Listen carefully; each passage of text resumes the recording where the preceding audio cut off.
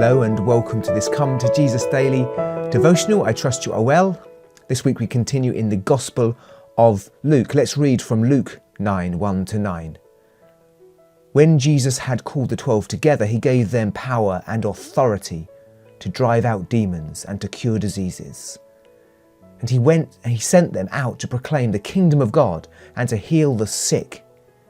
He told them, take nothing for the journey, no staff, no bag, no money, no bread, no extra shirt. Whatever house you enter, stay there until you leave that town. If people do not welcome you, leave their town and shake the dust off your feet as a testimony against them. So they set out and went from village to village, proclaiming the good news and healing people everywhere. Now Herod the Tetrarch heard about all that was going on, and he was perplexed, because some were saying that John had been raised from the dead, others that Elijah had appeared, others that one of the prophets of long ago had come back to life. But Herod said, I beheaded John. Who then is this I hear such things about? And he tried to see him. Today's lesson: Jesus stretches us as he calls us to do more than we can, so we can learn to rely on Jesus more than we currently do. Let's say that again. Jesus stretches us as he calls us to do more than we can, so we learn to rely on Jesus more than we currently do.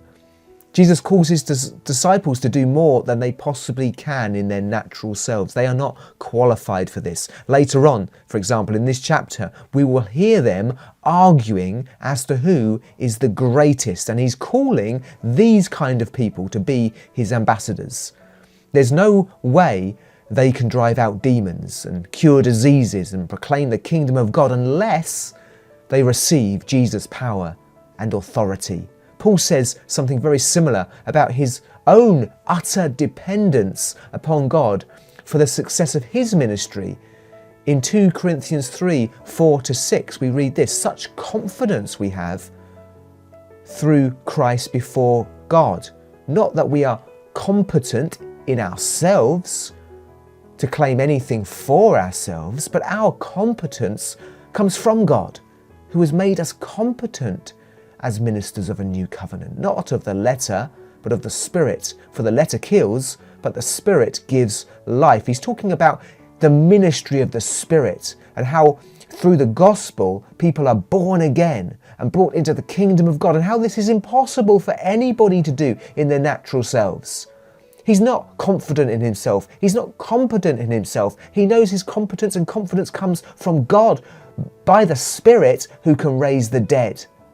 And he calls incompetent people and makes them competent by his Spirit. He calls unqualified people to do far more than they can do, so that they learn to put their faith in him. The reason why they have to go on this mission with minimal resources, no staff, no bag, no bread, no money, no extra shirt, was so that they would be forced to put their faith in him in a new way. And that we, as readers, would be inspired to see that even if we have minimal resources and minimal ability, we can also go on mission for Jesus where we are, or somewhere else as he leads. In essence, all of us are called to keep doing the mission as outlined here.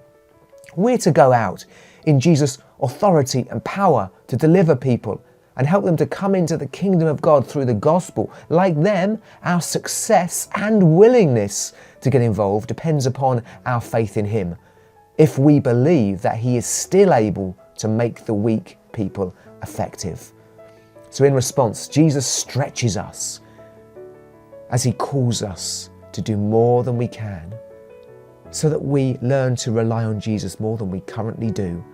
You and I are commissioned for his mission of mercy. We continue to be his ambassadors. He gives us his authority and power. So let's get involved in any way that he leads. God bless you.